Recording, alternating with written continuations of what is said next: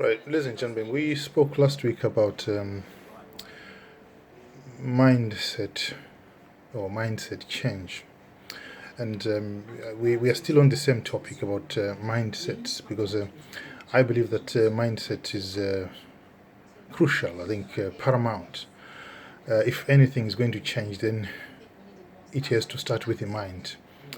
So we can change. We can consciously change our mind. We can make a decision, if you like, to change our mind. So that's a decision that we make.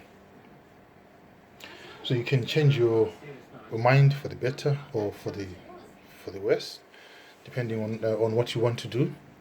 If you want to change from a good person to a bad person, it's a choice that you make. If you want to change from a bad person to a good person, again, that's a choice that you make. Again, if you want to change from a non-business person to a business person, it's all within your mind. So you make that conscious decision what you are going to do, and whatever it is that you're going to do, it is a conscious decision that you make, and you have to make that decision and get on with it. But like I said last week, that I think there are three things that are very important here to think about. The first one being that whatever mindset that you have now, you have got to get to a stage where you say things cannot continue like this. In other words, you need to get to a stage where you say, I am tired of this, and I cannot let this go on like this. So when you get to that stage, then you need to change your mind. That is a motivator for you to change your mind. When you get to a stage where you say things cannot continue like this. So that's one thing. The other thing also that you have to think about is the fact that you have the potential to change, and I can tie this one up with procrastination as well. That things shouldn't be like this, and when you put your mind to it, when you focus, things can change and will change. But you have just not got to the stage where you're ready to focus or are willing to focus. Again, that's a decision that you're making as well. And the other thing I think that motivates us is, when you get to the stage where you realize or recognize the fact that, I've been doing this same thing the same way for the last 10 years, for the last 15 years, for the last 30 years. I've been doing the same thing, and I'm still where I am. That should get you thinking. So something needs to change if my life is going to change. Something needs to change if things are going to change. And the good news is that the only thing that has to change is you. Once you change your mindset, remember yesterday, the other day, we talked about the settings in your mind. When those settings are reset to operate in a different way, and then you'll be on your way to behaving differently, you'll be on your way to perceiving differently, plus you'll be on your way to thinking differently. And when you think differently, obviously you'll behave differently, and things will happen differently based on your thoughts. So maybe let's just look at one or two things here about how we change our mind. And I think the one most important thing that we need to think about is we need to change our habits. So what are those habits that you've been doing for the last 10 years, 15 years, and they've been giving you the same results? So that means you've got to change your habits. You've got to change your ways. You also have to, we talked last week about the change of perception. So that's another setting that has to change. So you need to change your perception. You also need to change your beliefs as well. You also need to change your behavior. So all these things are tied in together. Your beliefs and your behaviors, as well as your perception, they are all tied in together. And so if you are going to change, then that change also has to come within your beliefs, because it is your beliefs then that motivate you to behave and act in a certain way. And in terms of the habits, you know what you want to do, and obviously if you don't do what you want to do, then obviously you have a problem. So whatever it is that you believe is that which you are going to do, and so your belief then will determine who you are and what you are and what you do and what you can and what you cannot do. It is because of what you believe.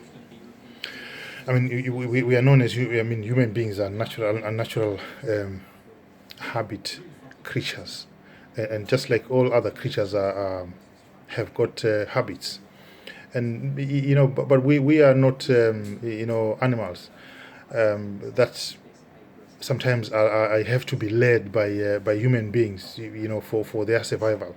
We are human beings, and we can make a conscious decision to change our habits.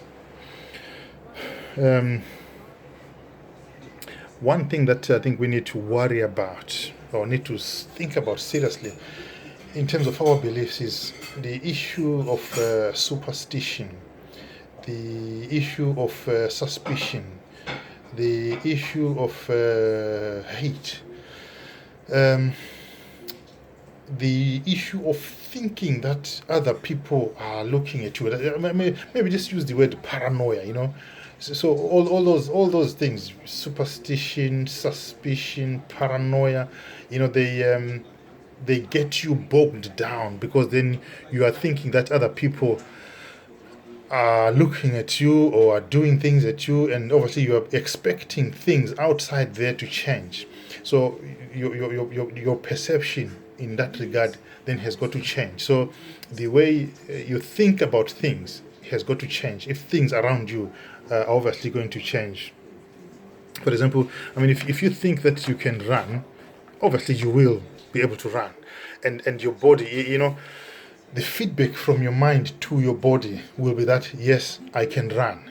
And then if you think that you cannot run, the feedback to your body will be that you cannot run. So it is the feedback that comes from your mind that that tells you, or that makes you behave in a certain way. So everything begins in your mind and cascades to your body. So your body is told, you are too big, you cannot run, or you are too weak, you cannot run, or you are too thin, you cannot handle this. So it is what we feed our mind that then feeds the body, that then how the body responds. So it's very important that we think about what we feed to our body, not in terms of food, but in terms of our thoughts, in terms of our minds. Yeah. I mean, we have talked about perception, and obviously the way we see things. Perception is a very very important aspect, I think, for our lives, because if you are going to change, the change has got to be within you. So you have got to see something within you before it manifests outside, and so that thing that you are seeing within your mind, within yourself, you've got to see the whole picture. So it is that whole picture that you see that will then come out, because it is that picture that is now feeding your outside world. So your perception is paramount, and so you need to think carefully about how you perceive things and how you perceive your surrounding and how you perceive your situations.